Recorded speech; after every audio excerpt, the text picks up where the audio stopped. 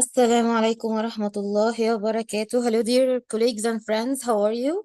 Welcome to another session in which we are going to discuss together the main pillars or main points of a specific module. And today we are going to discuss surgery or surgical and post-operative care.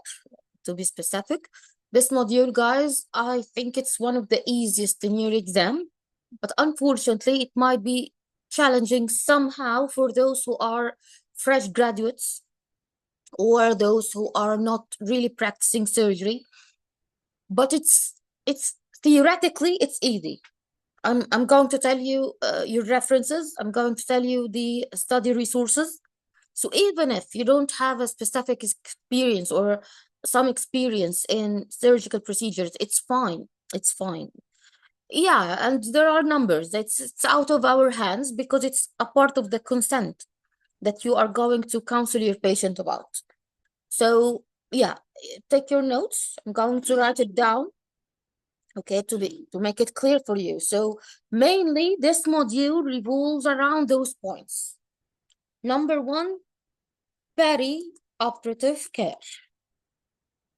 And peri-operative care means pre-operative, intraoperative, and post-operative. And mainly we are going to depend on the enhanced recovery care program, of course. Okay, so the ERCS, let's say CS, SCM, okay? This is our main guide.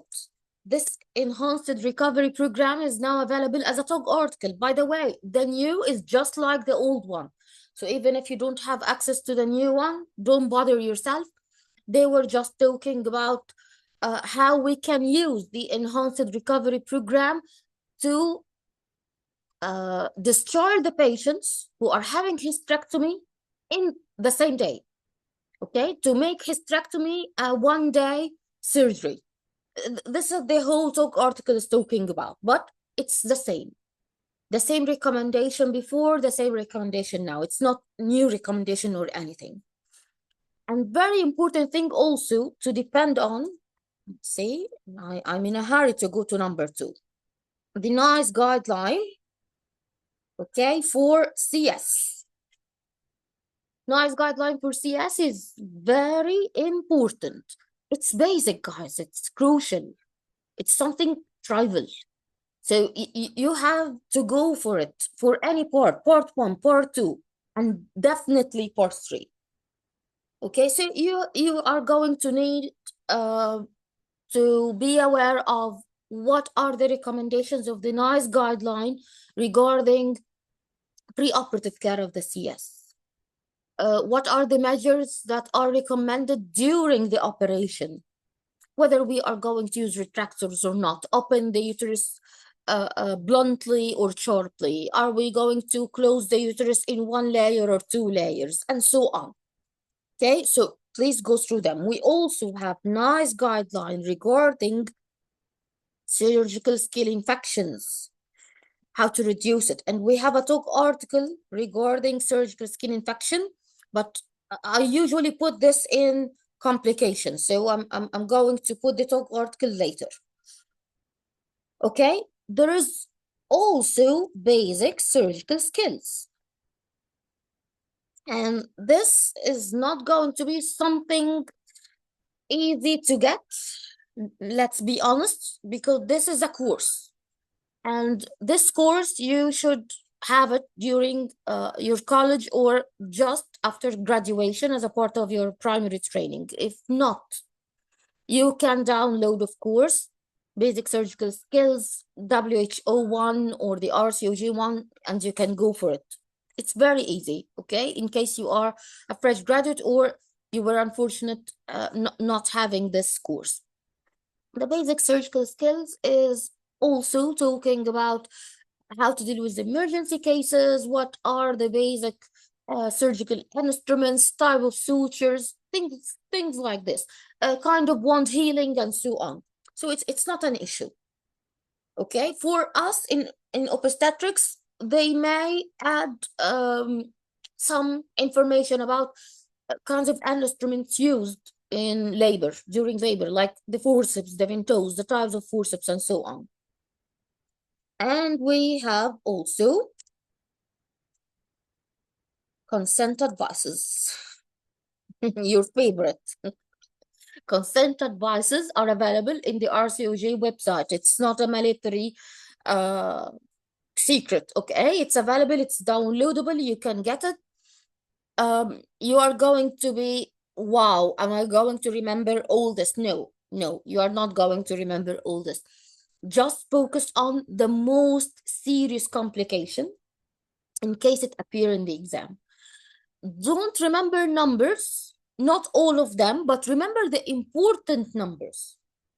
Important numbers for us guys is usually the frequent risks, the most serious risks, okay?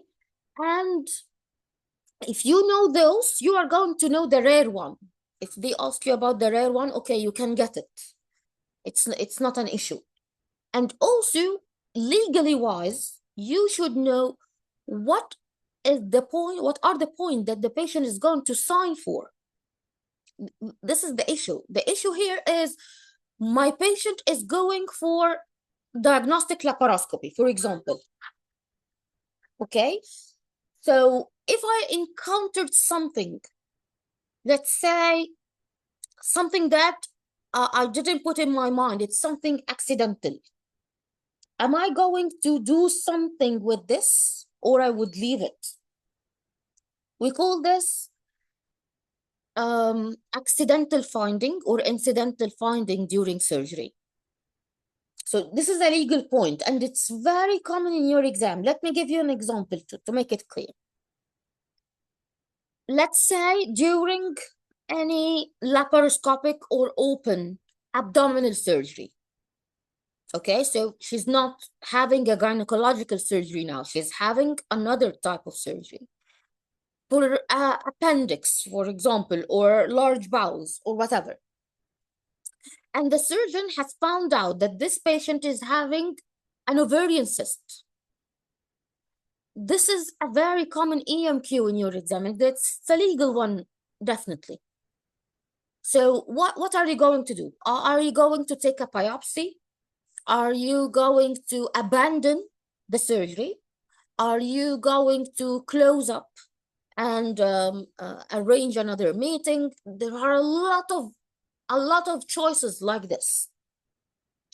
It's not only examining your knowledge about legalities, it's also examining your English.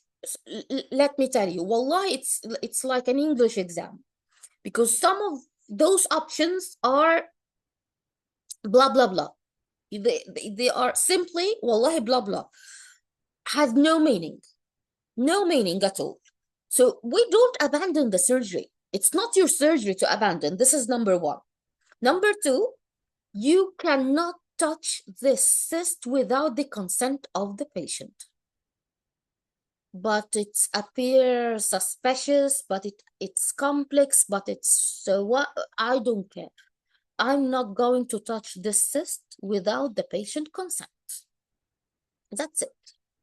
So if do as consented there, this is a correct option. If leave the cyst alone and arrange for another visit, okay, or a consultation, that's also true. But we are not going to do anything right now whatsoever, not to take a biopsy or drain it or remove it or whatever. Okay, the only thing that you can do right away, if it was an emergency. So if it was an emergency, like for example, we are having a very big cyst, or we are having a hydrosalpinx or whatever, and now it's revolving around itself and it's gangrenous. Okay, so yeah, can we do something? Yes, we can. Detorsion. Thank you so much. Assalamu alaikum. Detorsion itself is a line of management.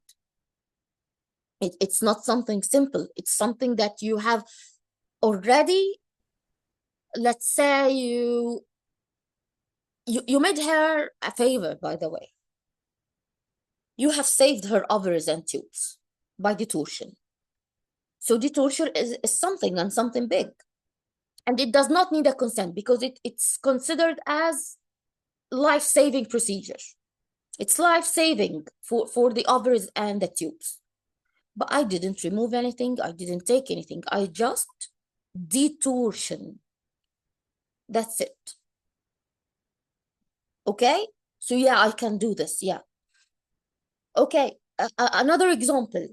A patient who have a diagnostic laparoscopy for endometriosis. If I found any nodule or I found endometrioma that wasn't apparent in the TVS, and this is why we do the laparoscopy right now. Laparoscopy is only done now in case you are in suspect, you don't know what is going on, you have tried the empirical treatment, you have done your investigations, and still you don't know why this patient is having a chronic pelvic pain. This is, by the way, the indication for laparoscopy right now. It's not the gold standard investigation anymore. So, okay, we did the diagnostic laparoscopy. So what do you think, guys? If we encountered endometrioma or a nodule or whatever, can we remove it?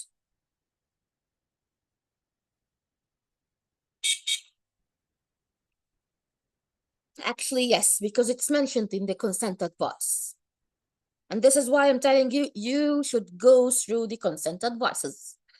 The consent advice for diagnostic laparoscopy mentioned clearly that if we encountered any pathology related to her condition, it can be removed. The patient is going to sign for this. Okay? Okay, I'm going to mute you. Pardon me. Yeah, it is mentioned. It is mentioned in the consent advice there. One of the things that many candidates are not aware of. Okay, so this is not like another surgery. I'm doing this surgery specifically to know what's happening to her. So I'm going to consent her. Do you agree to remove anything if we found it? Okay, okay. Because this is her treatment. And you are going to find it, by the way, in the consent advice for diagnostic laparoscopy. Just like hysteroscopy. Hysteroscopy is done for a purpose. So if the patient is okay for doing hysteroscopy, she is also okay for taking samples. So if I found a polyp or I found any abnormal area or whatever, I didn't find anything, but I'm going to take endometrial biopsy. Yeah, she's aware of that. It's a part of the procedure. Okay, so I know that this is trivial for some of you if you are working in the UK, but others who are overseas, this is going to be challenging for them, and it's very silly question, very silly. Okay, so please try to go through the consent advices quickly. Go through the complications mainly. Forget about the numbers. I want you to remember what is frequent, what is common, what is serious, okay? So if they ask you about anything else, it's not common. Okay, this is rare. I know this is not common or uncommon. This is rare, okay? So focus on one of them and have a look over the consent. See what the patient is going to sign for. This is number one. Number two, consent is not about just having a sign over a paper. This is not a consent. Consent means that the patient understands the surgery or the procedure you are going to do. And she's okay with it. And she's okay with the outcomes. This is why in emergency cases, if the patient is awake, if she can give you a yes or no, okay, she can comprehend what you are saying, even if she is bleeding like hell, even if she is in trauma, okay, she's traumatic, she just had a car accident, let's say, but she's awake, she's conscious, she can understand what you're saying. She's aware of the place and timing and people. Okay, her conscious level is good.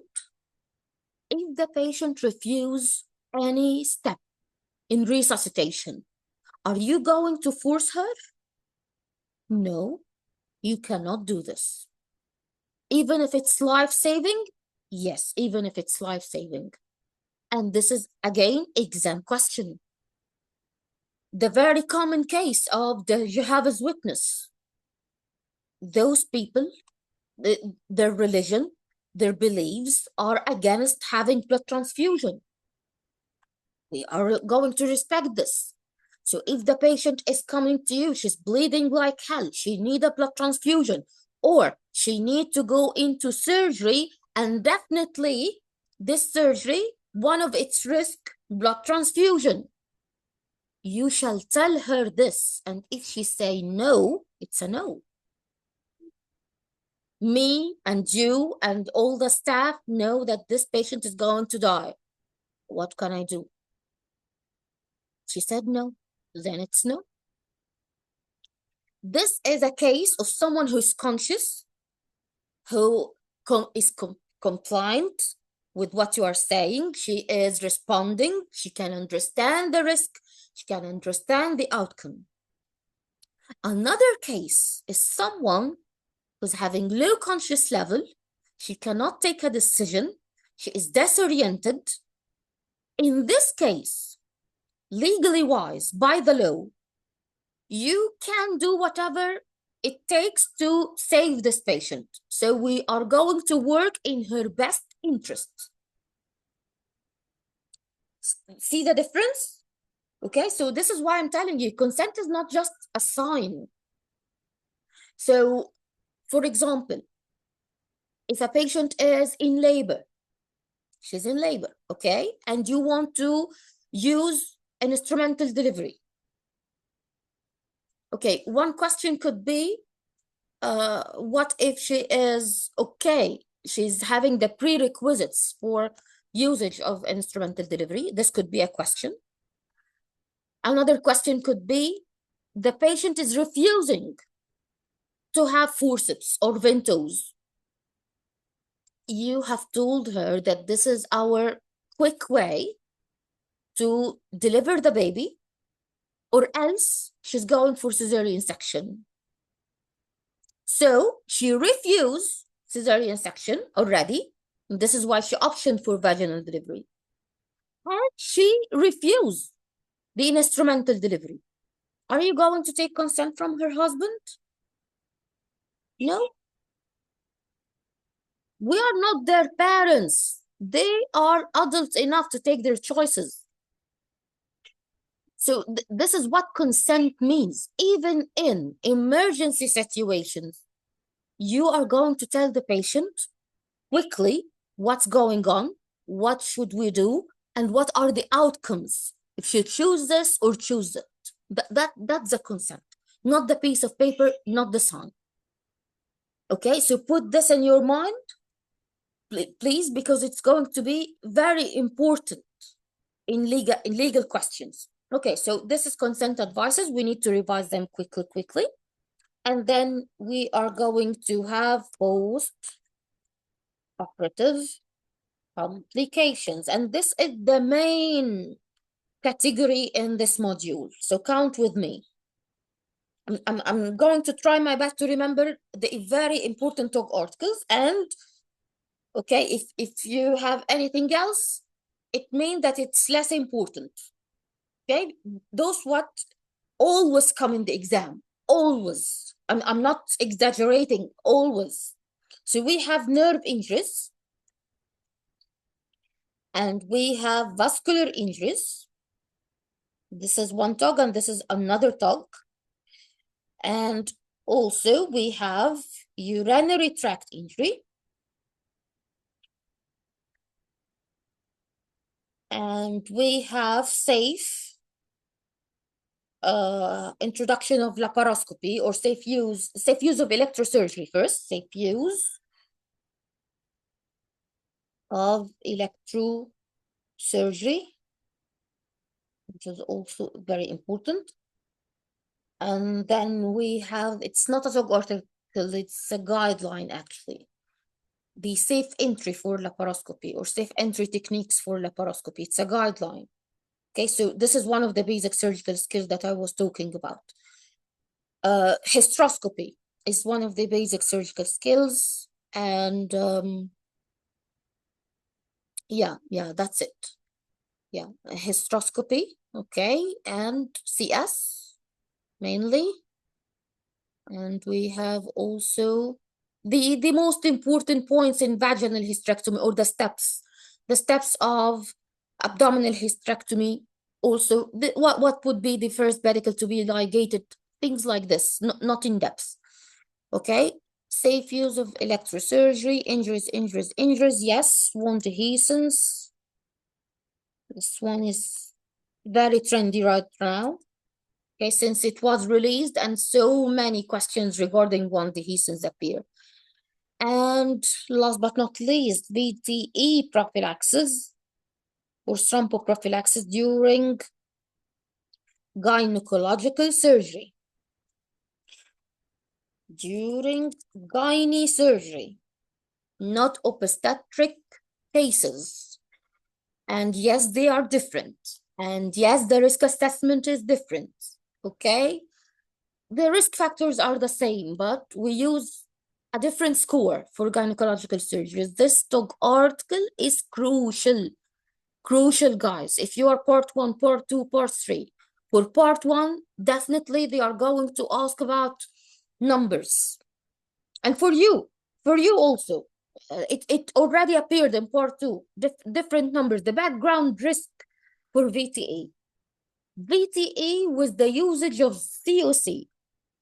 VTE after surgery if the patient didn't have thromboprophylaxis. All those numbers are very important.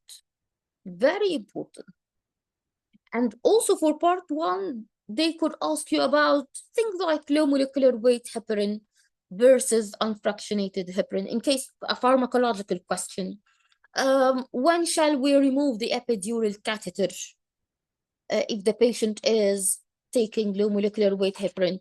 When shall I resume the low molecular weight heparin after surgery? And by the way, it's still appear for part 2 also.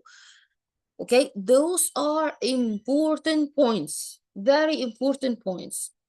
Anything regarding thromboprophylaxis and how it's going to affect your decision of anesthesia, regional or oral, or am I going to stop it or resume it or what? Okay, and if you go through also the maternal medicine, this is also very important exam question because mostly those who are having cardiac diseases, specifically speaking, valvular diseases or MI, they are on blood thinners, right? So you need to know when to stop them before labor and when to resume them after labor. This is also very common exam question. So I need you at least to go through those.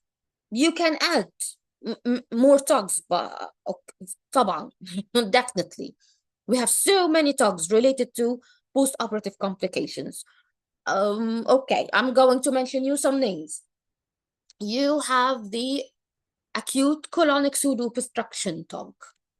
You have also SSI TOG. Sorry, this is important, but now the sepsis guideline is more updated than this. But anyway, surgical skin infection TOG. Yeah, it's a little bit old, but it's not bad one. The sepsis guideline, okay, it's for everyone. It's not only for those who are post labor or postpartum. We are going to have the sepsis 6 bundle for any woman. Okay, but anyway, I was saying, yeah, acute colonic pseudo-obstruction, and we have also trauma, the trauma TOG, and we have also quantitative or quantitation of postpartum hemorrhage. We have also the postoperative headache.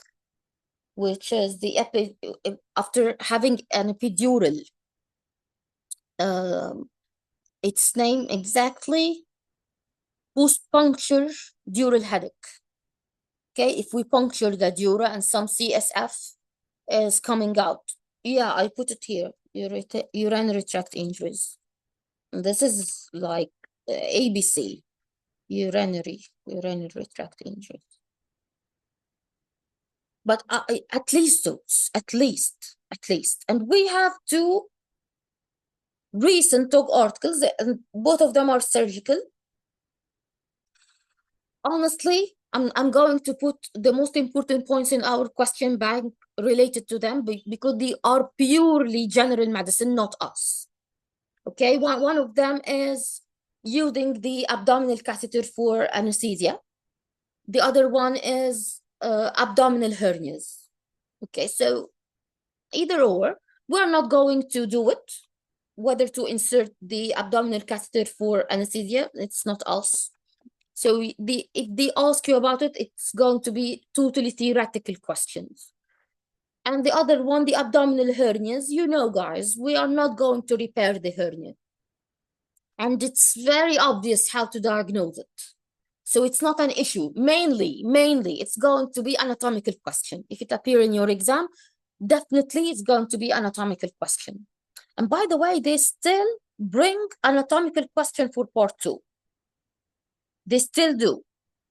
So you can expect to see what is the most common vessel injured during such operation. What would be the most common nerve injured in such operation? Direct anatomical question can appear also, by the way.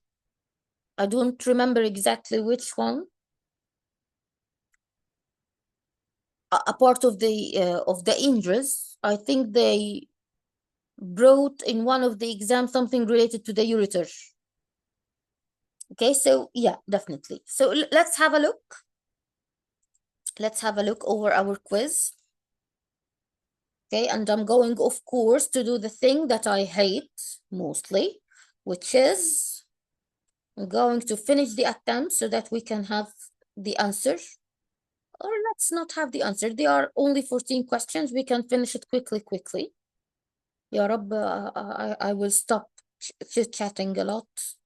But what can I do? I cannot stop myself reviewing the topic itself with you guys. Okay, let's have a look. This question, for example, is a total enhanced recovery program question. They are asking you which one of those steps is the most appropriate, okay, to prevent surgical site infection. I need your opinion quickly so that I can have some time to talk to you about what should be done pre-operatively. My tea is very cold. Excellent. Okay, so you all agree mainly that B is the best one, and I also agree because guess what? Nasal decontamination is not a routine step. Shaving is not a routine step, or hair removal in general is not a routine step. Bowel preparation is definitely not a routine step in our surgeries. Bowel preparation is good when you are going to have a decontaminated surgery, like bowel surgeries, mainly. But ours, which is mainly hysterectomy, right? Or we are opening the lower abdomen far away from the bowels.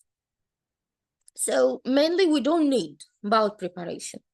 Very few cases you may need bowel preparation in those who are at risk for bowel injury, a great risk for bowel injury.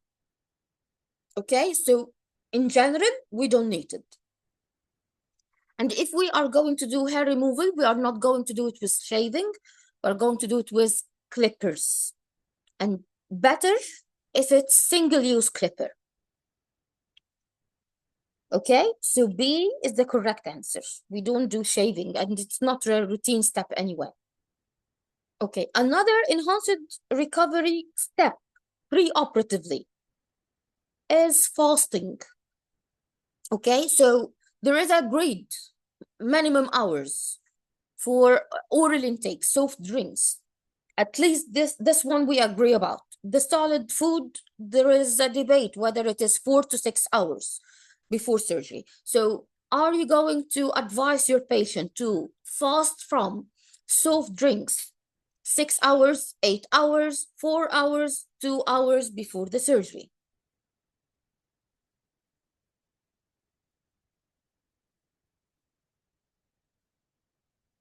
If you want me to repeat, I can repeat. For soft drinks, 2 hours. 2 hours. Soft drinks are water, coffee, soft juices, ice chips, definitely. Okay. Things like ginger syrup. It's clear. It's clear one. Any clear fluid is okay. For solid food, okay, minimum 4 hours. Okay. In some literatures, 4 to 6 hours. This is also a very important step in enhanced recovery. Another step is sugar, or let's say sugar loading or carbohydrate loading before surgery. Some patients are going to have severe hypoglycemia out of the stress of the procedure or the surgery. So you are going to ask them to fast, okay? But fasting is going to cause them hypoglycemia. We don't want them to go into hypoglycemia, so I'm going to provide them with the needed sugar or carbohydrates. Yes. Okay, so this is preoperative step. We have things like intraoperatively. One of the most crucial steps, just by the time of induction of anesthesia, is what?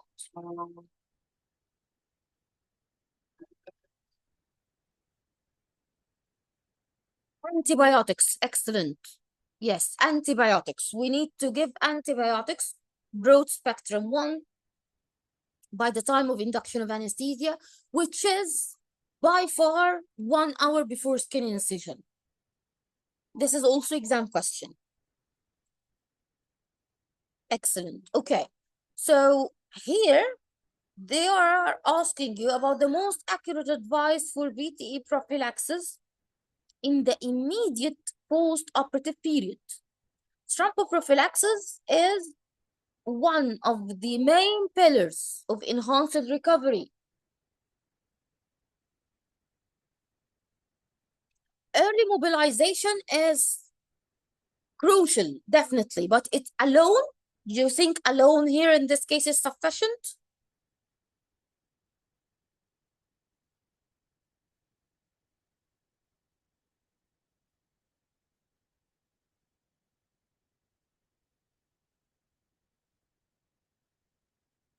It's SBA, guys, so try to get me the best single answer.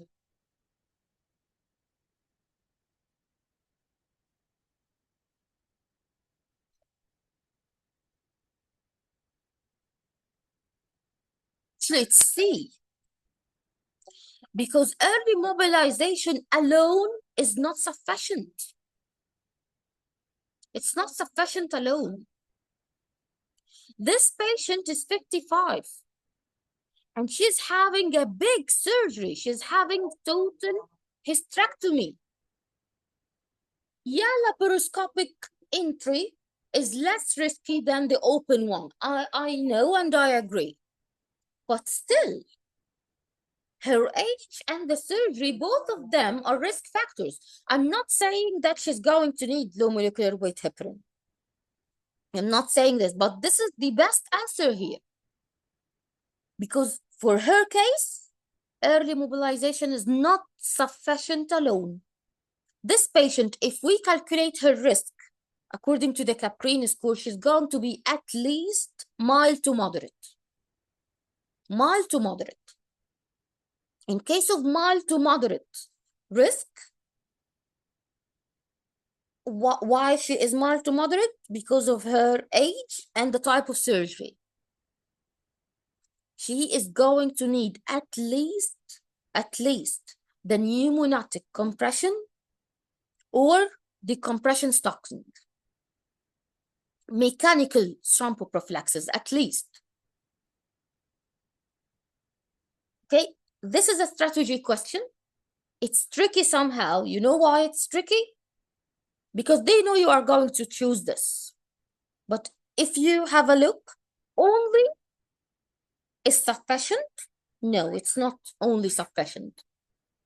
We may get to use the mechanical thromboprophylaxis, so take care of that. Okay, this one. It's talking about postoperative pyrexia, and this is one of the postoperative complications, of course. Mainly part one question, but still appear to you guys. If this patient is having a pyrexia following abdominal hysterectomy and PSO for fibroids under general anesthesia, she has an indwelling catheter since she was admitted. IV access and PCA, please focus on the risks. Don't rush, because I know my candidates have answered a similar quick question before. Focus on the risk factors, please, and tell me what would be the most likely cause of this pyrexia.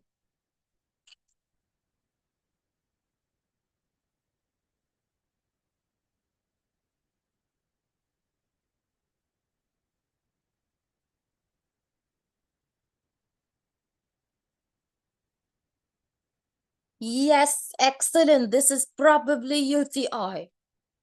You know why? You know why? Because she is having indwelling catheter since she was admitted.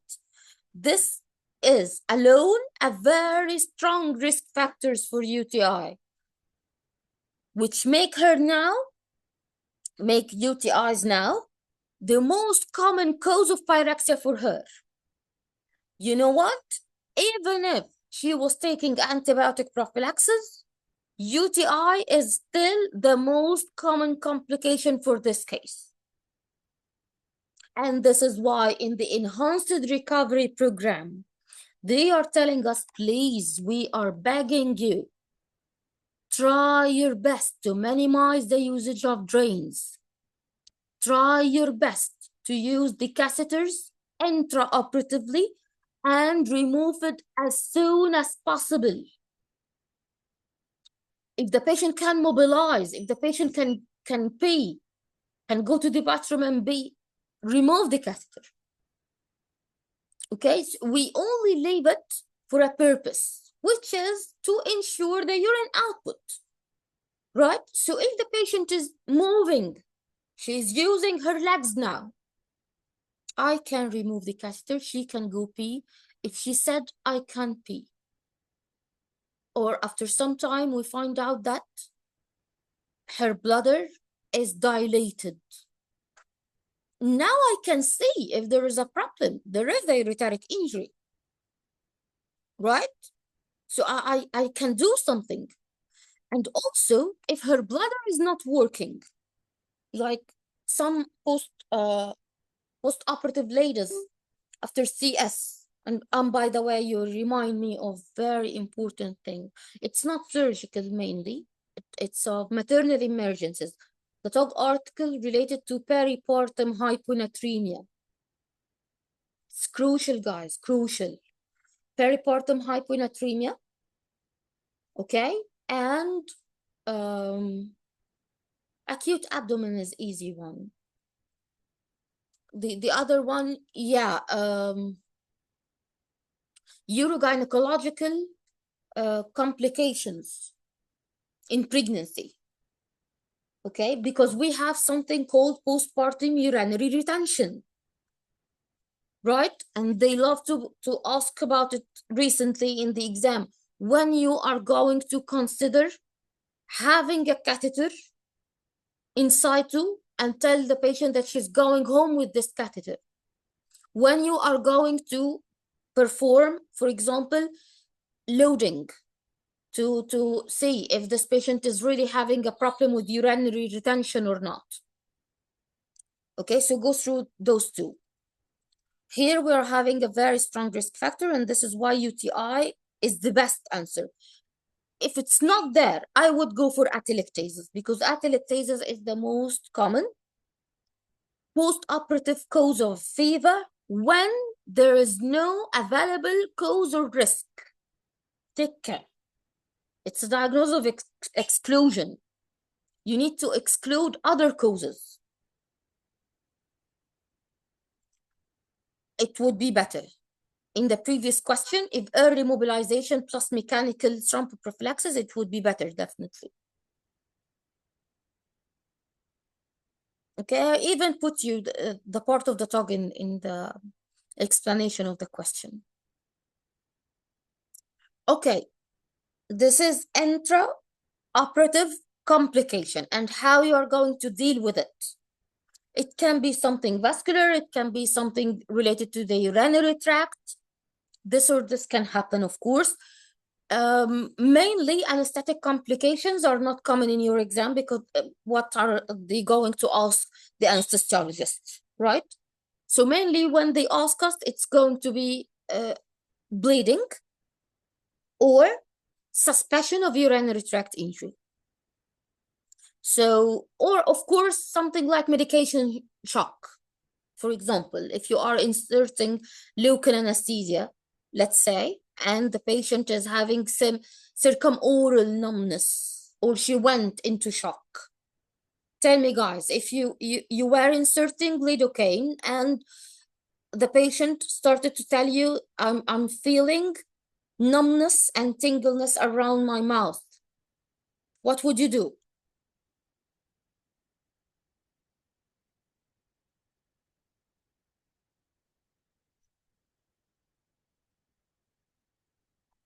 Yes, it is a local anesthesia toxicity. What would you do first? Stop the injection. This is one. Give intralipid. Excellent. Excellent. To take care of the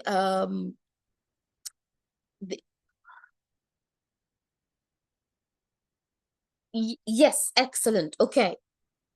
Take care of the choices, because sometimes stopping the lidocaine injection could be one of the choices. Okay, here we are dealing with mainly, Allah forbid, God forbid any of you have this, a broad ligament hematoma. Not only this, we are having a bleeding spot at the right uterine angle and the bleeding spot at the uterine suture. And it's not being resolved by the uterotonic medication only. Okay, we are having a cesarean section and it's complicated with atony. What would you do? This question, of course, can come as a post-operative complication, where they are going to examine your knowledge about the steps of postpartum hemorrhage, or it can appear to you as a surgical question like this one.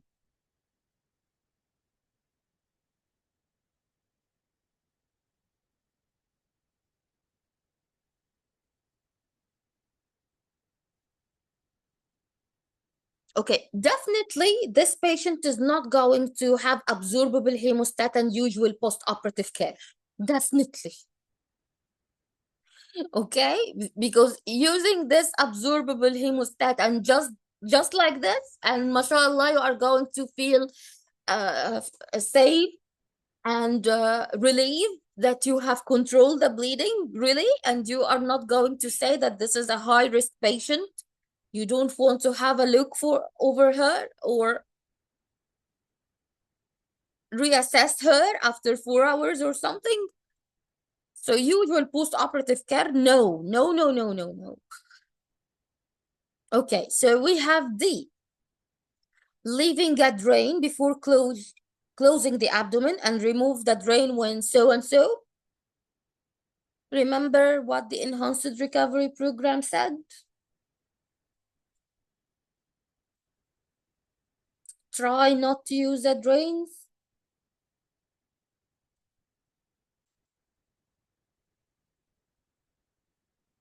Guys, we haven't controlled the bleeder yet. It's leaving a drain means you have controlled the bleeding and you are just leaving the drain to make sure that it's not ongoing. But we haven't controlled the bleeder yet.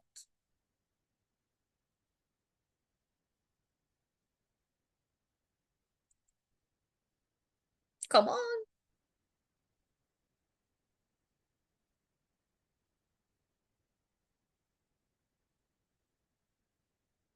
Yes, control the bleeding. Control it. If you can control it and everything is fine, okay, I can do the usual post-operative care. But not an absorbable hemostat, definitely. Okay, in your practice, you can do this, but according to what we have right here, we are going to control the bleeding. This is our aim now. No, control it first, A. A is the best answer, and this is a strategy question, by the way.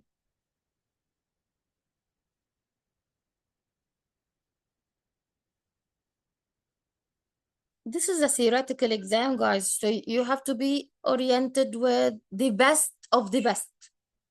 I know this is not the best in real life, but this is the best of what I'm having right here in front of me. Okay, another one related to pain relief post-operatively. And let me tell you, this is essential question. It could come as a surgical question, or it could come as postpartum pain management. Okay, this or this. So here we are having this lady. She is not having any comorbidities. She underwent a total abdominal hysterectomy with omental and peritoneal biopsies for a right ovarian mass. The procedure was uncomplicated. What is the best pain relief in view of a good and fast recovery? For pain management, we follow what's called the WHO pain ladder. There is a ladder. So we need to take step after step.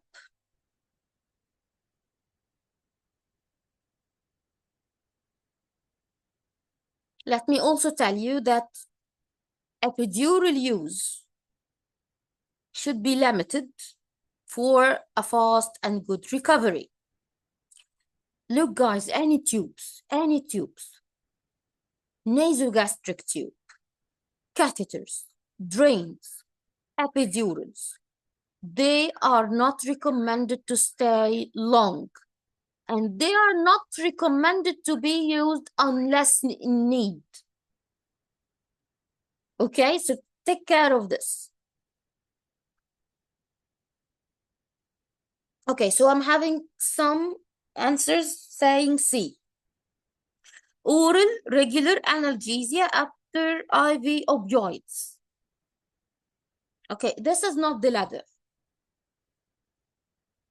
This is not the ladder. This is sling. Yeah. You have started from here and going here. We need to take the ladder like this.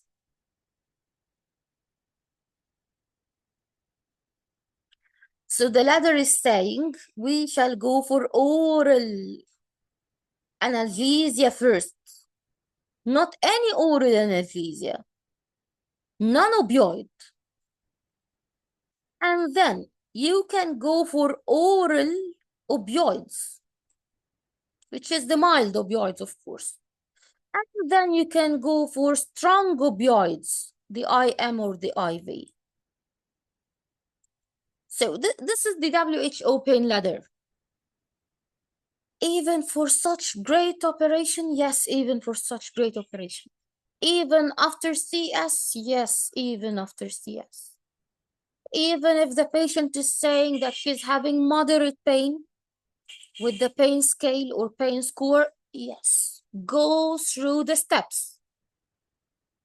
So we are going first to try the paracetamol and non-steroidals. then she's not having adequate pain management. We can go to the next step. The next step would be oral morphine, okay? Dihydrocodeine, tramadol. The next step,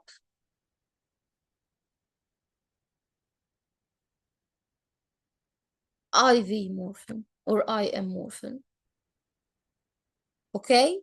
During discharge, by the way, we can discharge the patient only with regular analgesia, or in moderate to severe pain, we can discharge her with dihydrocodeine or tramadol.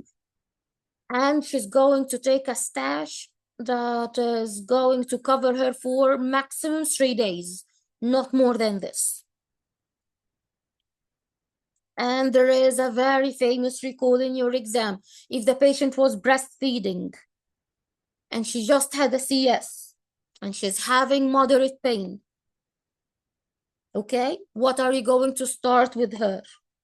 Wallahi, paracetamol.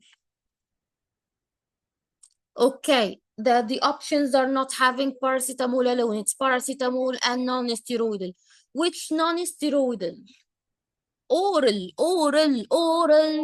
Start with the oral. If she cannot tolerate oral medication, okay, you can give her the IV paracetamol. Why not? My favorite perfilgan is there. So which non-steroidal is safest with breastfeeding? Ibuprofen. Excellent. This is also exam question.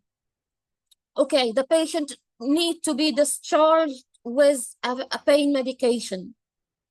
Okay, and she already having moderate to severe pain, where paracetamol and ibuprofen was not working.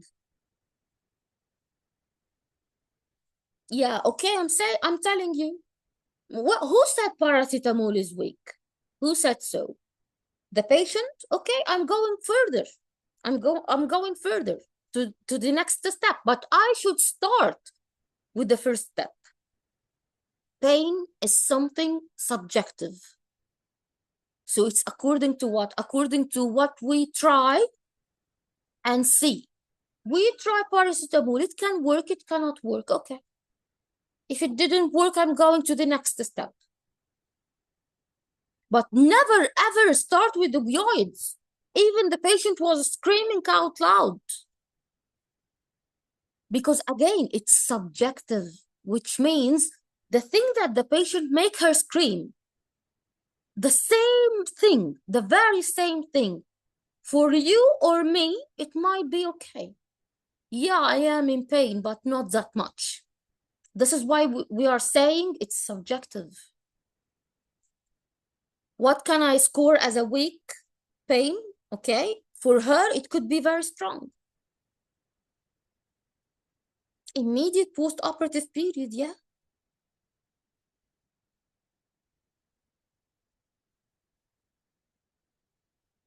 Yeah. Why you are astonished, guys? Why you are astonished?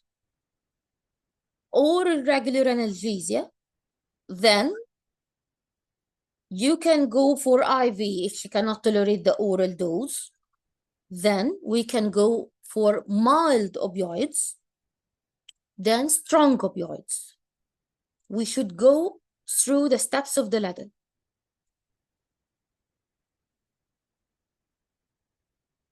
And trust me, wallahi, non-steroidals are very good after cesarean section. Why it's not good? And it can be taken orally, it can be taken anally. Yeah, we have anal analgesia, I don't know. Suppositories.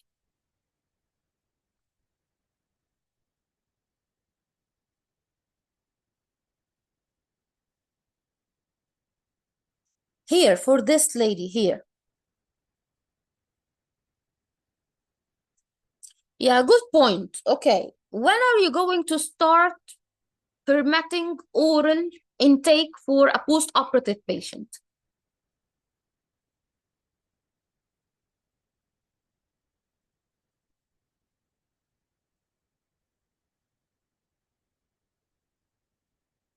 I will answer you, Dr. Heba, but tell me, guys, when are you going to allow your patient to eat after labor or CS or any surgery?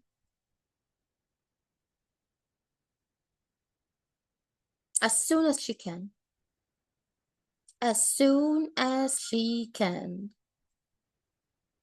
Ya lahwi. 12 hours? Really? 6 hours?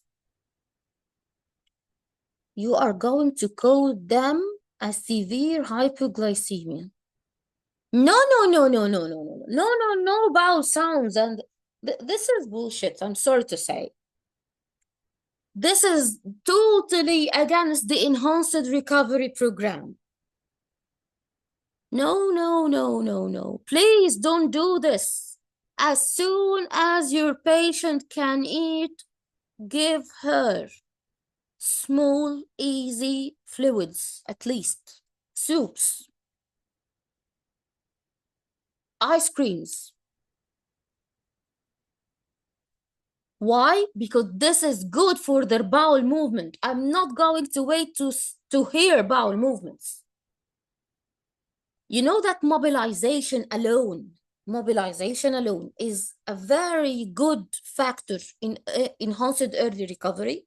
So if your patient is now having feeling of her legs, the anesthesia has weaned off, and she can stand up and she can move. If she can do this, order her a soup.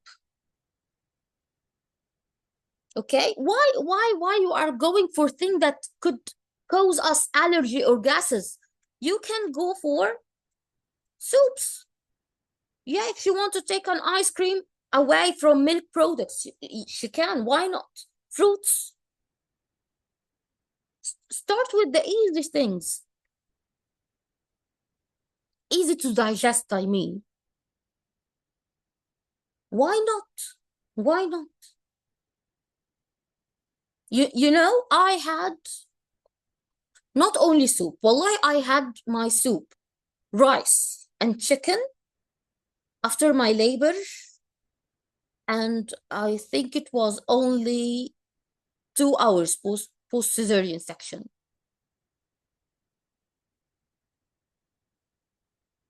I was hungry. Wallahi, I was screaming out loud, prepare dinner for me. And I'm going to move around because I want to eat. I was really hungry. As you can see, I'm totally fine. Yeah, you can start this early. If your patient has moved around, okay, yeah, she can. Why not? Yeah, why not? I had a regional anesthesia, not general one. Okay. And I went to my room. Fine. I didn't even see the baby, by the way. And I ordered dinner. I told them I'm going to move around, and I ordered dinner. And it does not depend on the kind of anesthesia, but in general anesthesia, the patient could not be able to feel that appetite because of the type of anesthesia induction in general anesthesia. And some of them could be having a problem with swallowing. So they are not going to be able to eat like what I had. But sure, she can have ice chips. She can have juices, soups. I like to start with clear things, soups or clear drinks. Okay. Stay away of coffee and tea. I don't like them post-operatively, just post-operative, because they could be a stomach enemy, you know? And already we have the stress of surgery. So this is why I don't advocate them post-operatively. It's not about time. Wallahi, not about time. It's about when your patient can move, when your patient can eat.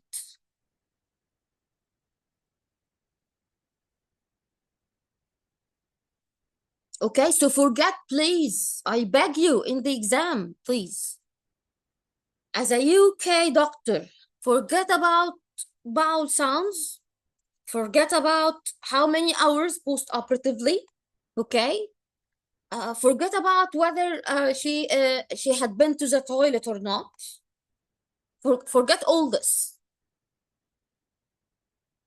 Focus on two things mainly: early mobilization, and I need to remove all the drains, catheter, and whatsoever as soon as possible, as soon as the work has done.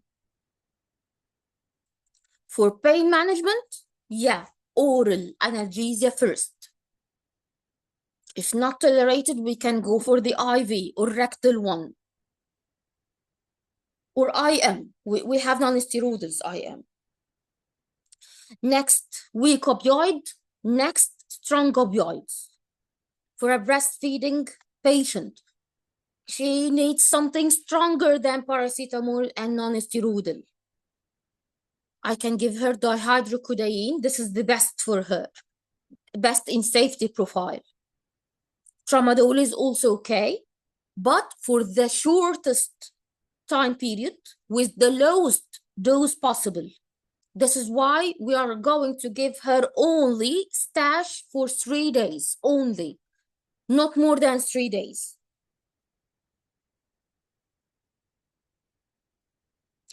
Cocodamol, you mean? Yeah, cocodamol is amazing. Codeine alone? No, no, because it can cause neonatal respiratory arrest, or at least depression. Dihydrocodeine is better. So yeah, they brought before the question related to the woman who is breastfeeding and she just had a CS. What would you give her? Paracetamol. Moderate pain, yeah, still paracetamol. They mentioned that paracetamol and non-steroidal is not working or not effective. Okay, I can go on with the weak opioids. Weak opioids are the codeine, dihydrocodeine, tramadol. Okay, oral morphine. Oral morphine is mostly disintegrated in the stomach. This is why it's weak.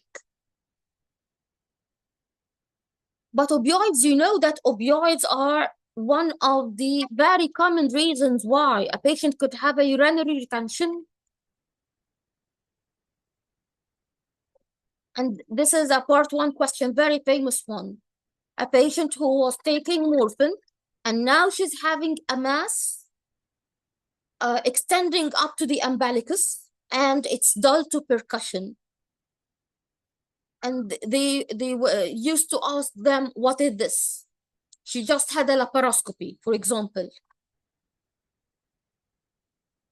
So this urinary retention is because of what? Because of the opioids. Yeah, okay. So have you made your mind about this one? This patient is having uncomplicated diagnostic laparoscopy and dye test. What is the best post-operative management plan? Yeah, definitely. She can go home the same day. And guess what? If she is having hysterectomy and nothing is for concerning you regarding urine output, she's fine, she's moving, everything is okay, she can go at the same day. This is our aim now. Our aim is to make hysterectomies a single day surgery. This is our aim. Okay. This patient, who is 30 years old, she collapsed on the ward following an uneventful Keelan's forced delivery. Her hemoglobin dropped from 12 to 6.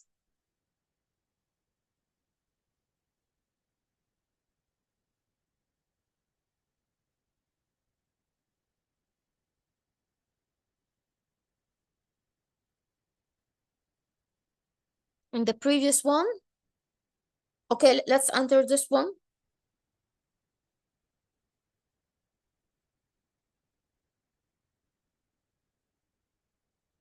If you know what is Keelan forceps is used for, you're going to get the correct answer.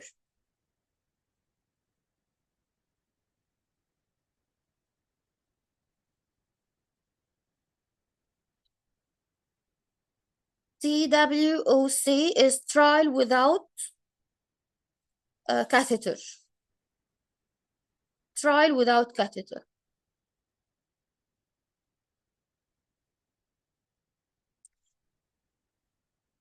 Yes, it is a mid-cavity forceps, rotational one. So, do you think that the patient collapsed because of a perineal hematoma? Yeah, it's a broad ligament hematoma. Okay, this patient is going to need to be opened up. Okay, excellent. Okay, this patient here. Okay, we have double choices. She had episiotomy and she had a forceps delivery, and now she is complaining of a painful lump.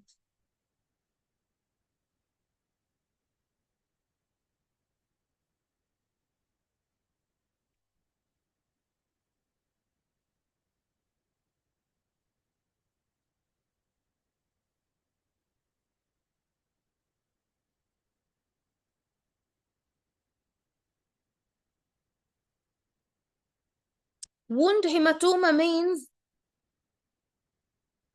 that the episiotomy itself is having the hematoma. Okay, and we have vulval hematoma, and we have perineal hematoma. So what do you think is the most appropriate one? She's having episiotomy.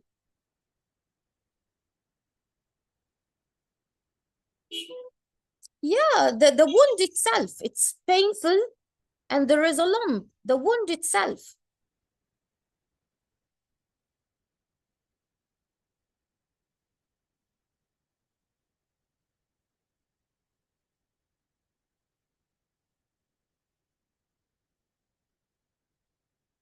So what is better here?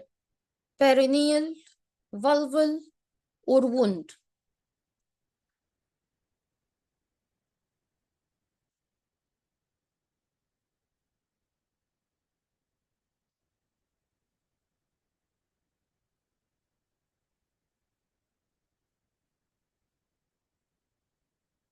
Choose one. You cannot choose more than one.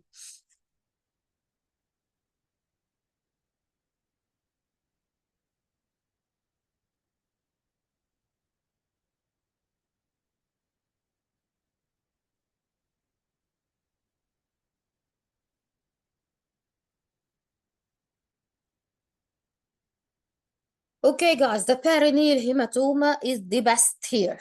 Yes, perineal hematoma. Because the problem is not in the episiotomy. The problem is because of the forceps, right? Yeah, think about it. So mainly, I don't know what the forceps has done internally.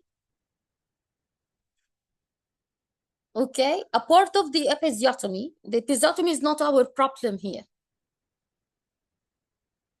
Exactly. The problem is not in the wound itself.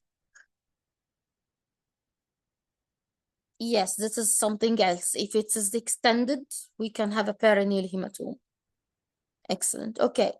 So if you are the SPR on call and you are called to see a patient 3 days post-operatively, she is pyrexic now, 38.2, tachycardic, cold, clammy, and she just had an open myomectomy, and it was difficult because of multiple omental and bowel adhesions. What would be your investigation of choice? You can choose from the options.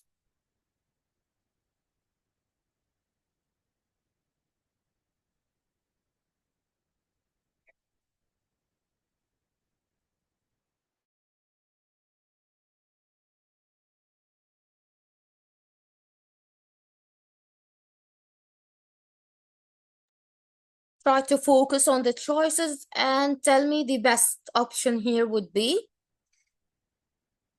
Okay, I have a C, and C contains the basic investigation plus pelvic MRI. I cannot remember that pelvic MRI is one of the investigation initially, at least, for a septic case. Okay, some of you went for D.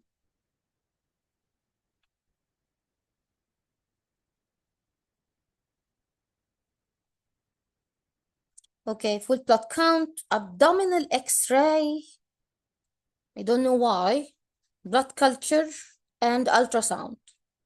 Okay, I agree for the FBC and I agree for the blood culture. And okay, I agree for the ultrasound also. But why abdominal X-ray?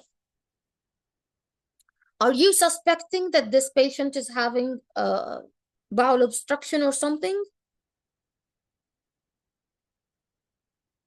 Is there anything here to tell us this?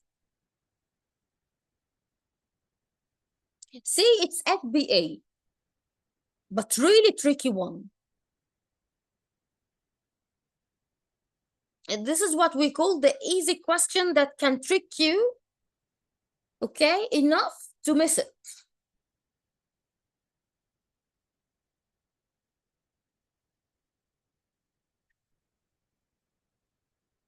Okay, is it the best one? Is it the best option here? D is the best option?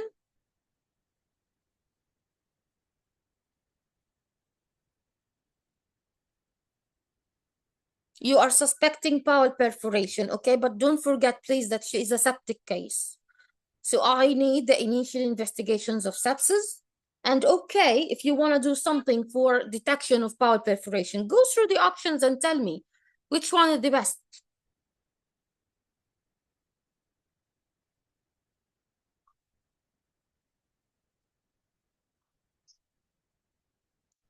You are looking for obstruction or perforation in this case, if any.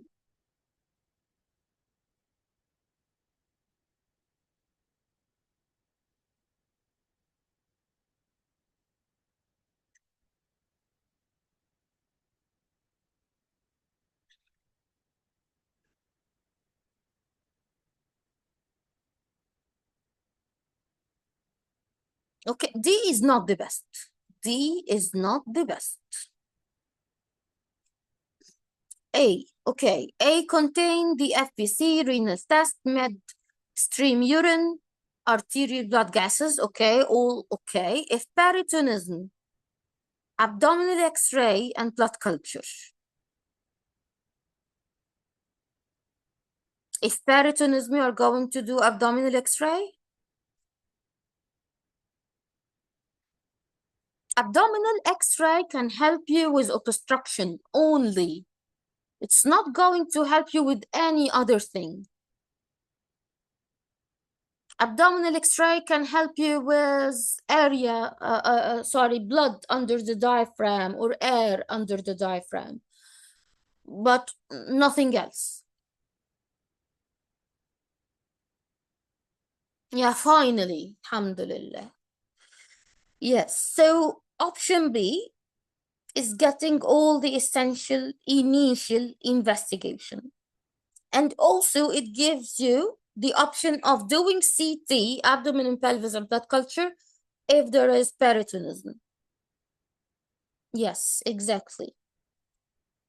So this is another kind of question that can appear in your exam. They are going to give you a scenario, and according to the complication, choose the best one. By the way, ruptured or perforated, let's say, yeah, perforated stomach ulcer appeared before in the exam. And we have also bowel perforation that led to diaphragmatic irritation. It appeared in the exam before. Acute appendicitis, definitely, okay, in different situations. Post-operative complication or post-operative fever and according to the exam scenario like here. Why CT? CT is the initial investigation in emergency. Plan CT. Plan CT is quick, efficient, sensitive. And it can detect masses, collections, perforation, everything.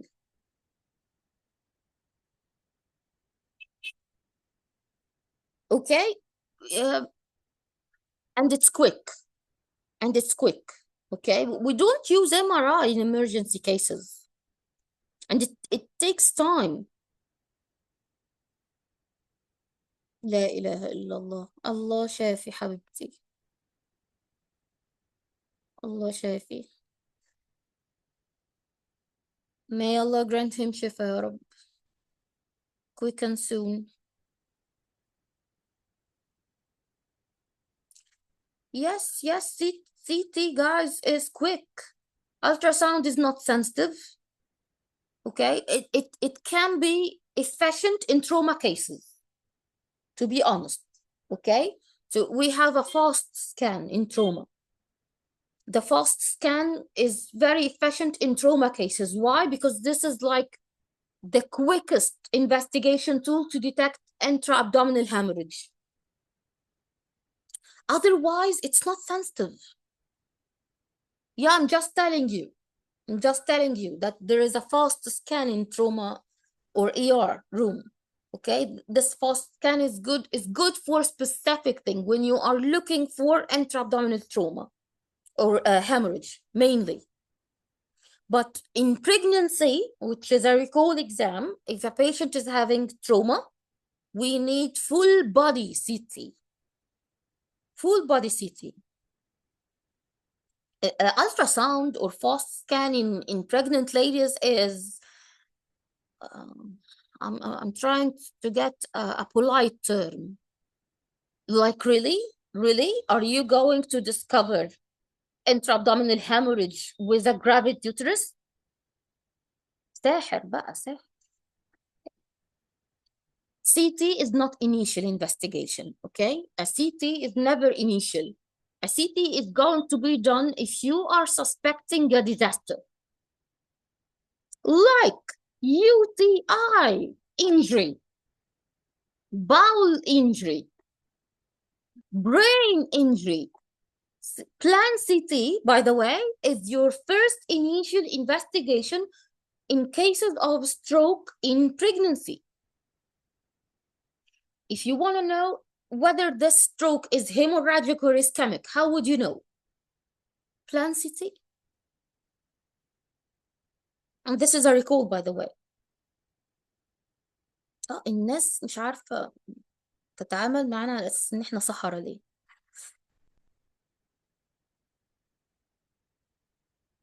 Anyway, we are having a 35-year-old woman who has no previous abdominal surgery and has no significant comorbidities, undergoing an abdominal hysterectomy for Action B. She should be counseled that the following complication is rare. And this is the consent advice now. This is a piece of information that you are not going to get from anywhere but the consent advice. Forget about rare complication. What is the commonest abdominal hysterectomy complication?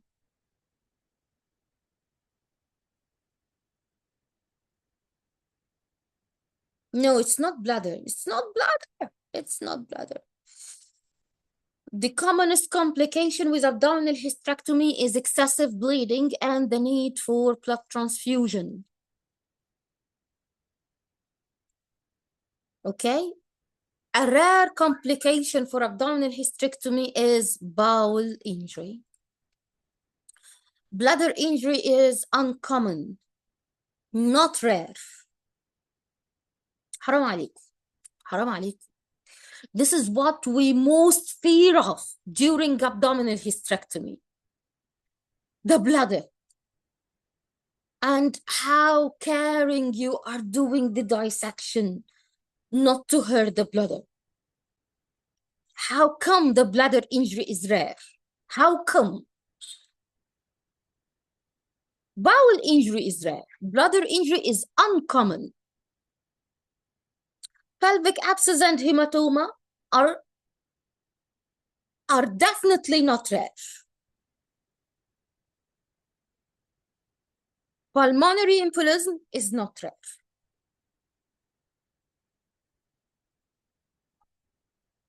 Consent advice. Remember? Consent advice. Okay. I love this one. And I hope it's going to make urinary tract injury clear for you, inshallah. Before you make your mind about the best modality to exclude a bladder injury, you need to ask yourself whether we are intraoperatively or postoperatively.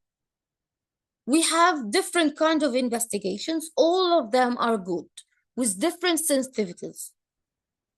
But we have favorite ones intraoperatively and favorite ones postoperatively. And according to your facility, you can use whatever you can. Theoretically speaking, in ideal world, and in UK, we must do what? We have what's called ambulatory cystoscopy.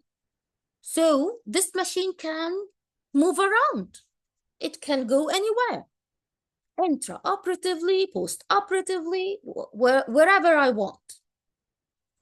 So to detect a bladder injury, a suspected bladder injury, the most sensitive investigation intraoperatively would be cystoscopy. Yes. Postoperatively, if you are suspecting bladder injury, so I know what I'm looking for, okay? It's not like I'm not aware of what's going on, or I need a differential diagnosis. I am suspecting that the bladder was hit during the operation, or I want to exclude bladder injury, just like the scenario here. They were very clear about it. They are saying her consultant wants to ensure there is no evidence of bladder wall perforation. So this man wants something to make him see inside the bladder. What else shall I say? Wallahi, I don't know. So this man wants something to look inside the bladder. What would be the quickest, most sensitive, without radiation, totally safe, and very quick one? Cystoscopy. Yeah, cystoscopy. And I told you, there is ambulatory cystoscopy. It can go anywhere we want. It can come to the patient room. Okay, this is different from another case who is having ureteric injury or suspected for ureteric injury. Totally different. Again, intraoperatively. If you are suspecting ureteric injury, what would be the quickest, most sensitive, does not need preparation, does not need exposure to radiation, and you can do it intraoperatively? Which one of those? For ureteric. Again, cysto urethroskopy. حرام عليك, CT urogram. You are going to do CT urogram intraoperatively? Really? I want to know how you are going to do it. I'm really anxious, okay? And I really want to know how you are going to do a CT urogram. Oh, okay, post-operative, okay. Like you are going to give the patient dye and do renal function tests, and then go to the CT room How we are going to do this intraoperatively, tell me?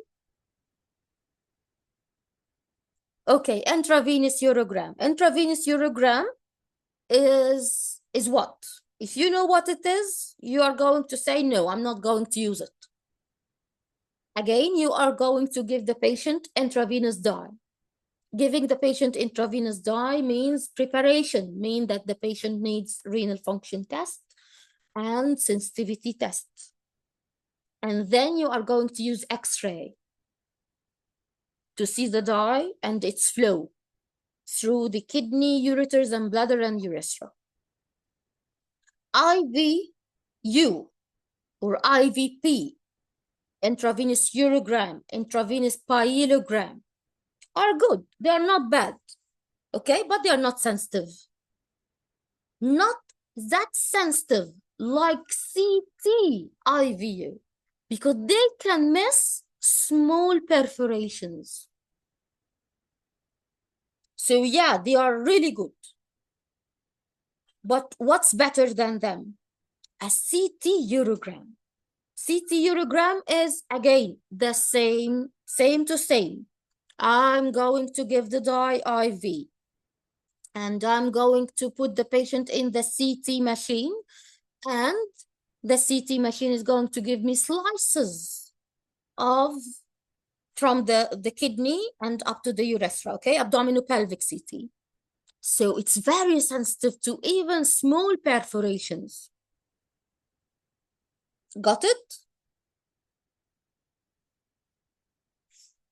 Ultrasound definitely is not sensitive at all.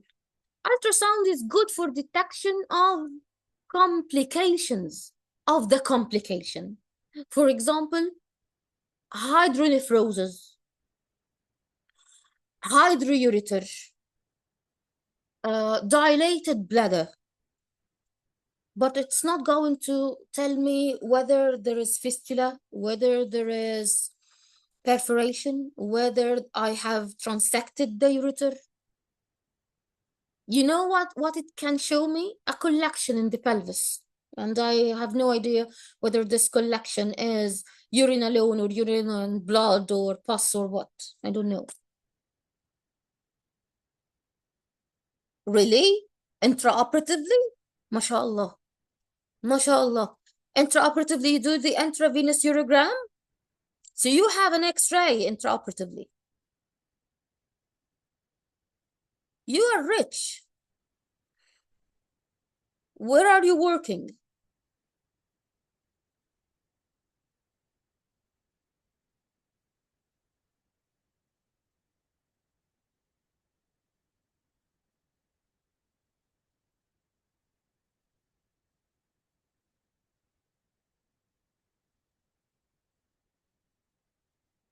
Really, wallahi, where are you working? Because this X-ray machine, I don't see it except in orthopedic, the orthopedic centers or the orthopedic branch in the hospital. They are the only one who have X-ray intraoperatively.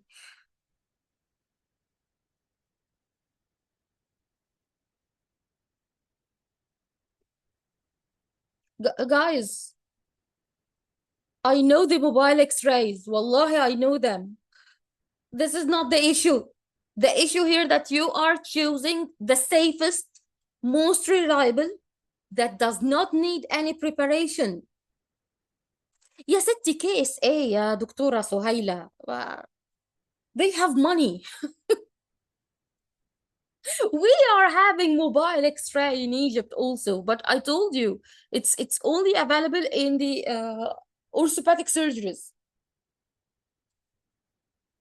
Because honestly, it's only one. It's only one in the theater, all the theaters. So there is a room, okay, specific for orthopedic people.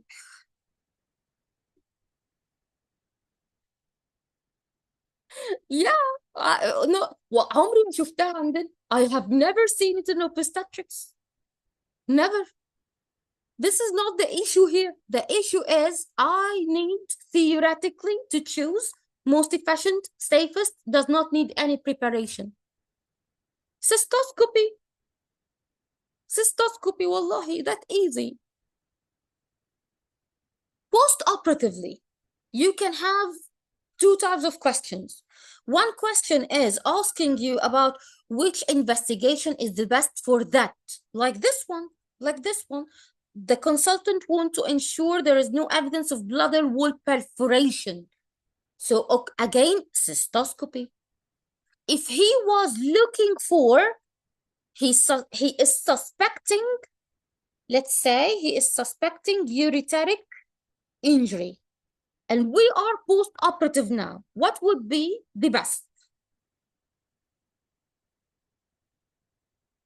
Yes, CT urogram.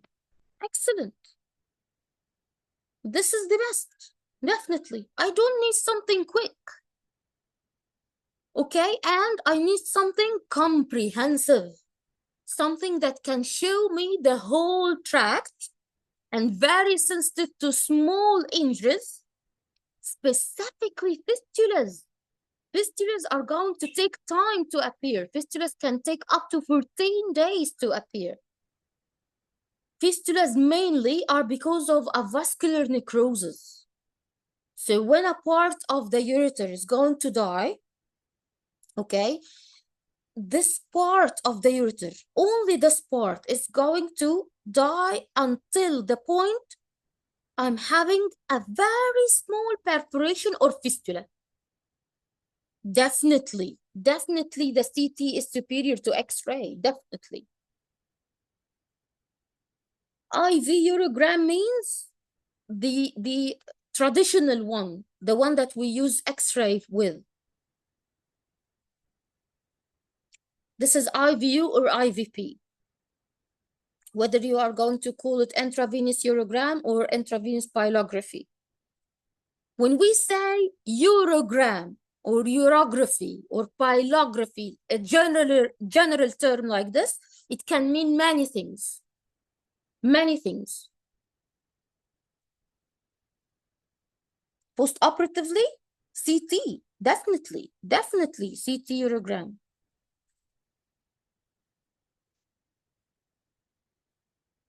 What about antegrade, retrograde IVU, and so on?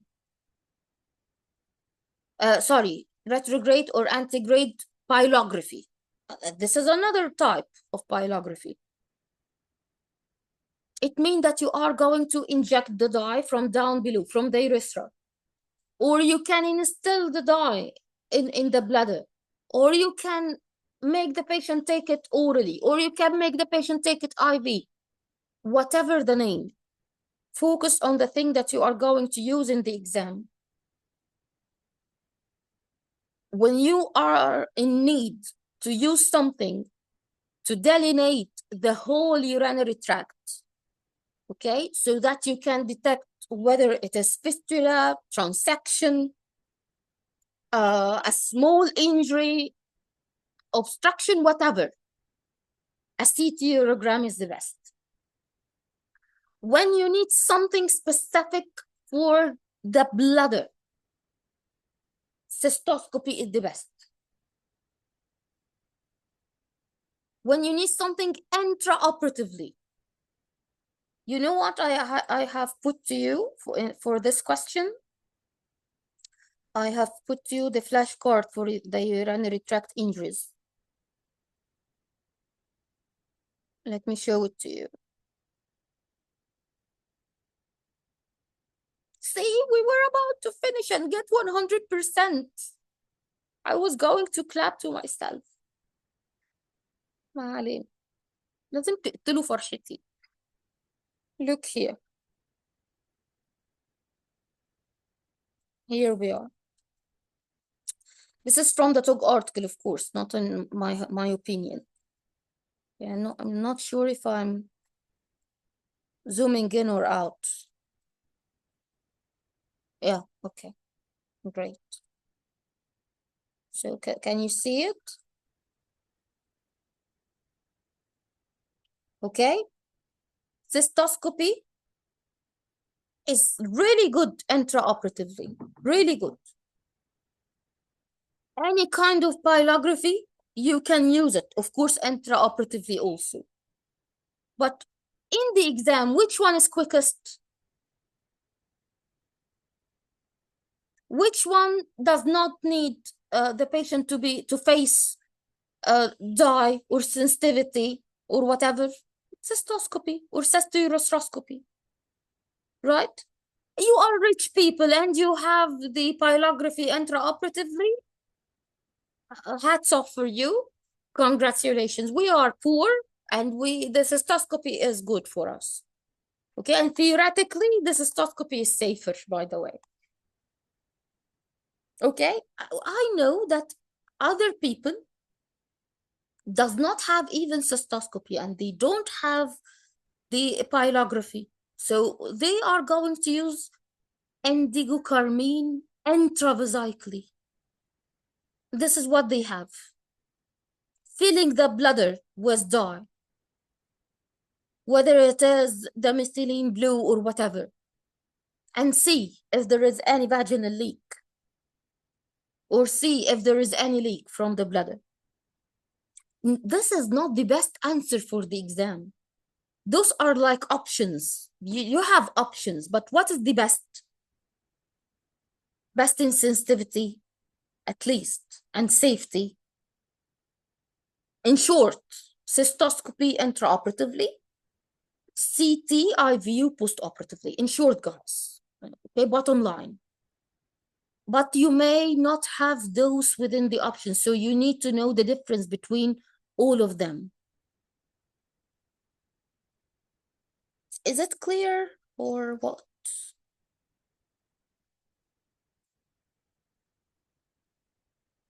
We are clear so far? Alhamdulillah. Okay, you may also have questions related to laparoscopy. Okay, as I told you, we have a guideline for it. Safe entry during laparoscopy is a guideline. So you have to go through it, very important. Vesicovaginal fistula. Okay, first by examination. This is first. Then to confirm it, you can go for CT IVU also. Because not all fistulas can be detected by examination. Some of them can be detected by examination if they are big one.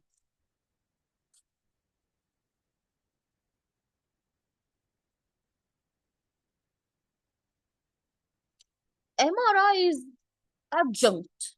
Yeah, you can go for it. But you still need a dye. You still need to use a dye. You know, MRI is good if you are going to do a repair, mainly.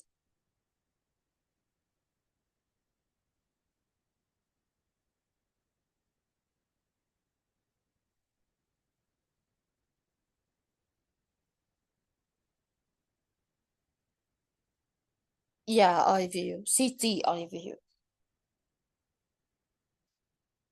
So you all got horizontal positioning of the patient. Taban, I cannot answer right now, so I'm not going to have the full mark after all. Anyway, the varus needle should be sharp. No, not after repair, before the repair, before the surgery.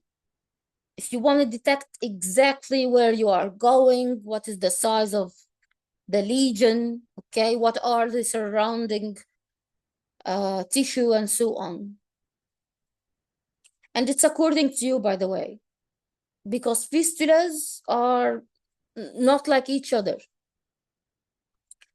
And the ureterovaginal fistulas are different from bladder vaginal fistula. It really depends on the surgeon preference. But again, usually we use the CTI view for a differential diagnosis.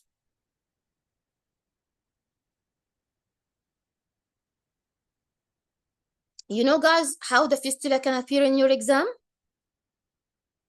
What would be the most pathognomonic symptom?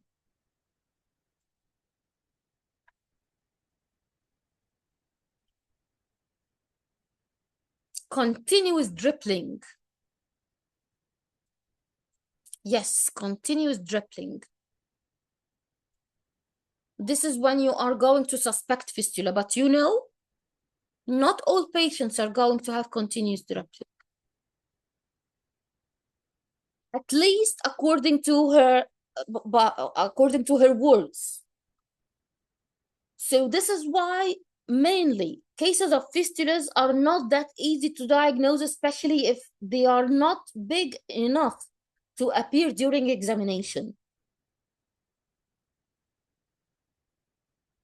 And this is why mainly you are going for a CTI view. And you are going to see the dye coming out from the bladder going to the vagina. Otherwise, you're not going to detect it. Some doctors prefer MRI. MRI is tissue sensitive, as you know. Okay, but mainly who are going to use MRI, they are going to use it for operative reasons before the repair.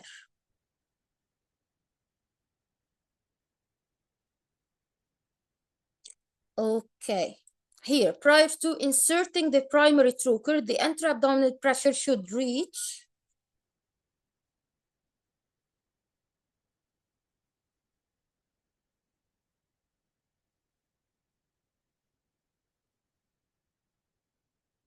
take care of the choices.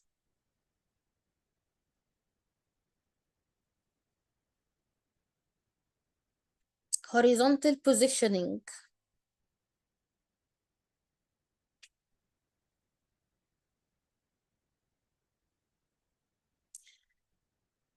The range is 15 to 25.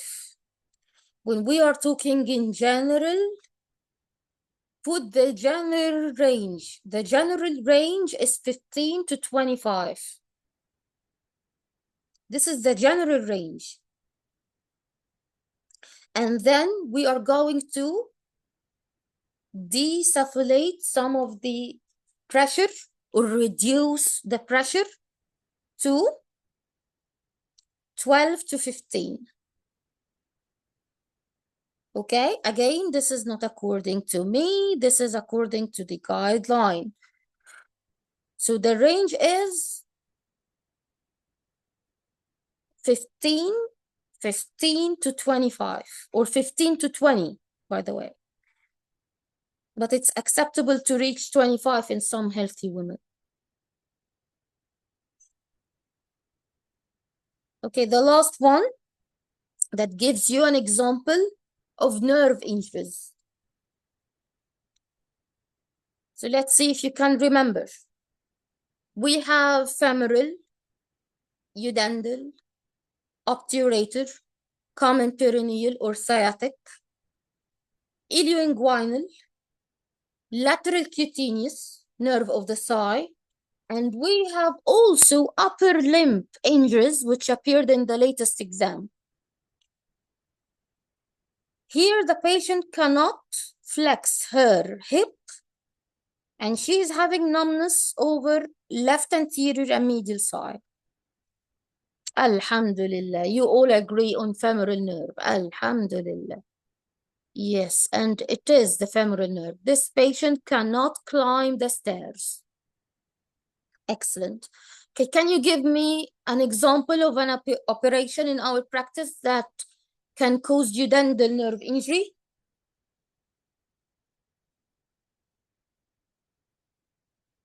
Sacrospinal fixation. Excellent. Okay, what is the most common nerve injured during gynecological operations? Femoral. Yes, excellent, excellent. Okay. What is the nerve injury that can cause shooting, burning pain over the perineum and can radiate to the labia and inner thighs?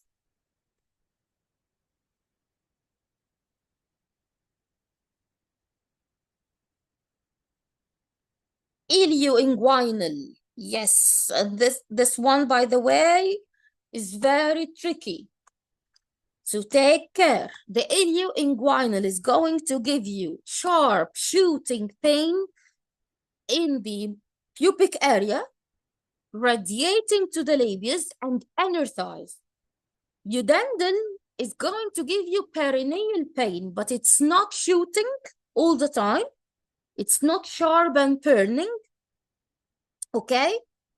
And it does not radiate to the inner thigh. Take care of this. Ilioinguinal and iliohypogastric are not branch of Udendal. No. Don't open me to revise part 1 with you. Okay, you reminded me of a question also. If the udendal nerve is injured, what other complication can this patient have, or what other symptoms she can complain of?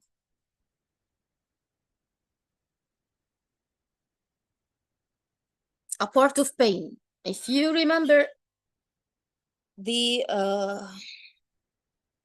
let's say muscular supply of the udendal nerve.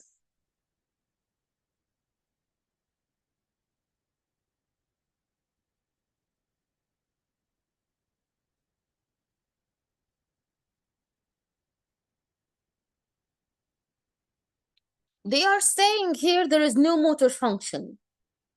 And yeah, there is no motor function that I can be aware of or I can have a control of.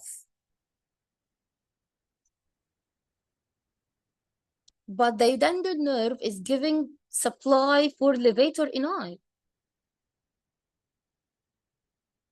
And if it's totally damaged, it's going to cause weakness in the levator ini.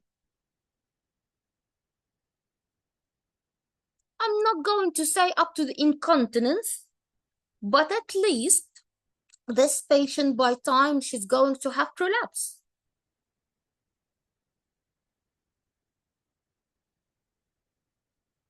What other operation udendal nerve can be injured?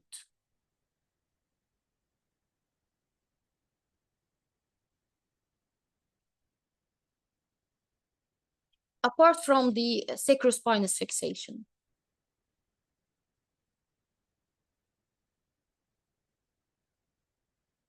Operation, procedure, maneuver.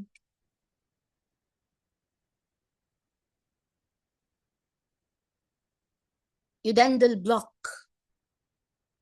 When you are giving anesthesia, just lateral to the ischial spines, and you have injured the udendal nerve inside the Alcock's canal.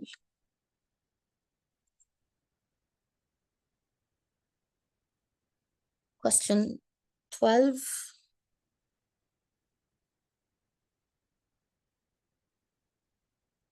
This one, horizontal, yes. Yeah, I can go through this and end our discussion for today.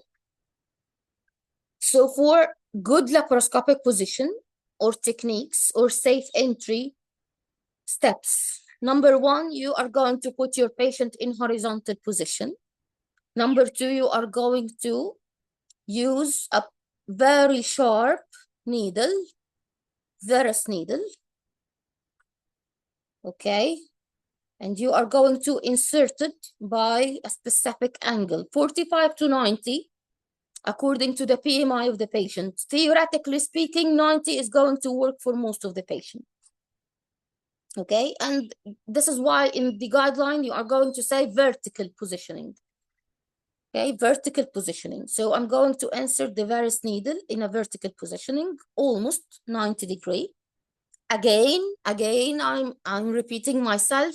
You can use from 45 to 90 according to the PMI of the patient. Okay, and then you are going to apply slight force. I'm not going to remember the numbers. Anyway, after hitting the peritone, you are going to insufflate the CO2 up to the pressure that we agreed about. And yes, excellent. The right angle is specific for obese patient. You cannot have any acute angle with obese patients. And after insufflation, you are going to insert the port. This port is your channel for any other things that you are going to introduce inside the abdomen, whether it was the camera, forceps, whatever, diathermy, whatever. So the primary port here is going to be inserted, and you are going to insert the camera so that you can see what's going inside. Have I injured anything? Have I hit anything? So varus needle shouldn't be removed laterally. No way. We hit inside and come out. Yeah, after insufflation, we come out. And then we can move around with the camera. And then we can insert the lateral trocars also, or ports, under vision. So we are going to do it under vision. My camera is here, and I'm looking where I'm hitting my lateral trocars. Okay, there is a step before doing this, which is Trendelenburg maneuver or Trendelenburg positioning. After insufflation, I'm going to put the patient in Trendelenburg till, so that all the bowels are going to be here, away from the lateral trocars. Okay, that's it. We have another points to be reminded, like for example, if the patient is having previous abdominal operations, or there is a high risk for bowel injury or vascular injury during primary trocar insertion. Is there any alternative points? Yeah, there is. And it's not only one, by the way. Palmer point is the very famous in our practice. Palmer point can be exam question. Okay, the location of Palmer point can be exam question also.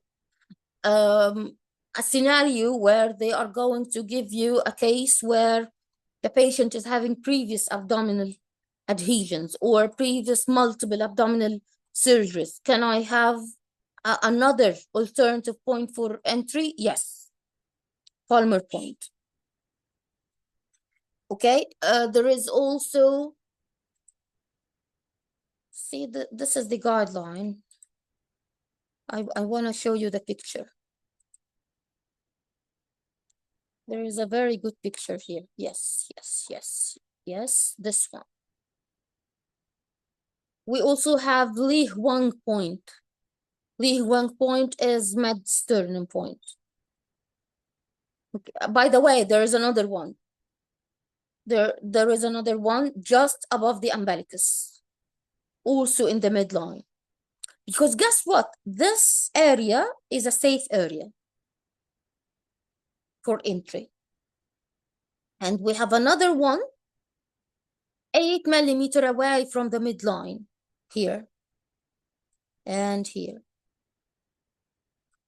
Those are safe. So less than 1 millimeter from the midline and more than 8 millimeters from the midline. We have also some anatomical landmarks, by the way, in case they asked you about it. We have the subcostal margin, a centimeter, sorry. Yes, centimeters. So thank you, Dr. Arwa. So we have the subcostal margin, and we have the umbilical base, and we have the anterior superior iliac spine. Okay, and we have the sensus pubis. In case you are going to insert the trocar here, you are going to count it from here to here.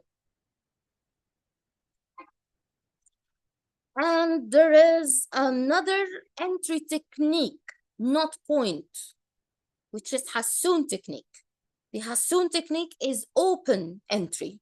Open entry means I'm going to open with my scalpel here at the base of the umbilicus until I reach the peritone, and then I'm going to put the CO2 needle, okay? So I'm doing it openly. This is the difference between open and closed. So just in case if you don't know the difference between open and closed. Okay, guys? Palmer point is exam question, of course. Palmer point can be used in obese or very thin women. The Hassoun technique can be used for, again, obese or very thin women.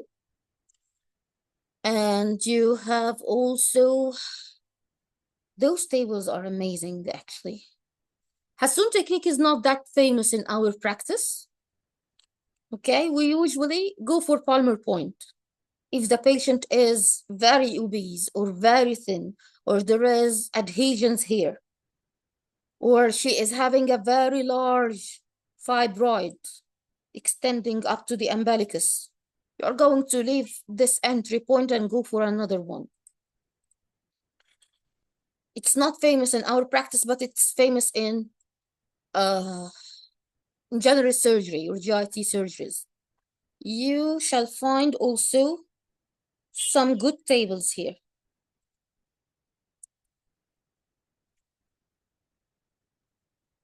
Okay, so here it's an alternative to the closed technique. But there is no significant difference in visceral or vascular injury. This is a strategy, another strategy question, by the way. Okay, in case that you have failed. So for us, if you failed to enter by varus needle 3 times, what would you do?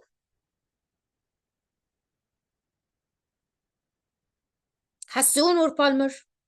Yes, Palmer point. Palmer point.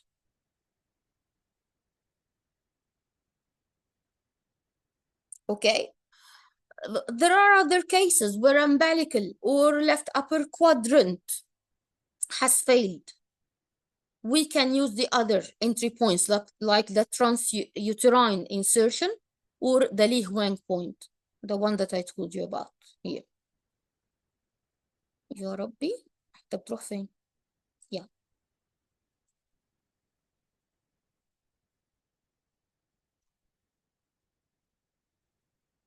Three. It should be 3. Even in the strategy question, it was 3 also. And I know that there is a question where they mentioned 2 attempts. I know. But in the guideline, it's 3.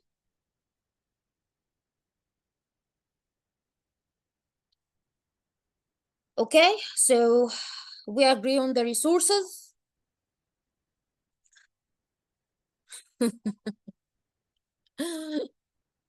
Call the consultant. No, entered by Palmer point.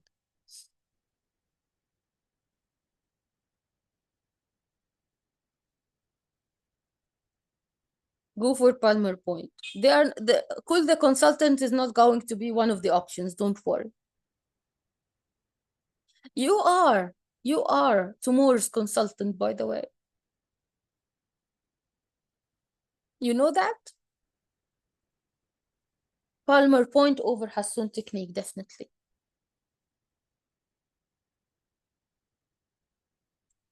Okay, as usual, guys, thank you so much for attending. I hope it was comprehensive enough. Okay, I know I have said so much at the beginning of our session. I'm not aware if you have attended from the very beginning. Okay, but I'm going to try my best to upload this session to our website. Yes, inshallah. So thank you once more and keep up the good work, please. Have a nice day.